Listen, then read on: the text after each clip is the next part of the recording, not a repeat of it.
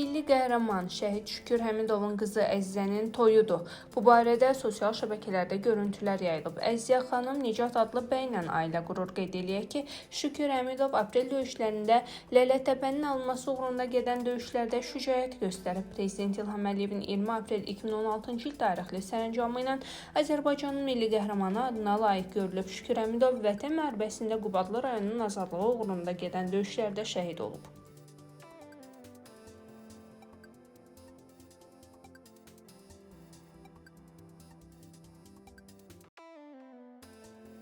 Əməkdar artist Vəfa Zeynalova qızı Lalə ilə paylaşım eləyib. Aktrisa qızı ilə birlikdə istirahətə yollandığını nümayiş etdirib. Ana və bala bölgələrdən birində dağlıq ərazidə dincəlməyi seçib. Vəfa Zeynalova səfər zamanı çəkilən görüntüləri sosial şəbəkə hesabında izləyiciləri ilə bölüşüb. Qeyd eləyək ki, aktrisanın Səbinə adlı digər qızı da var. Səbinə bir neçə il əvvəl ailə qurub.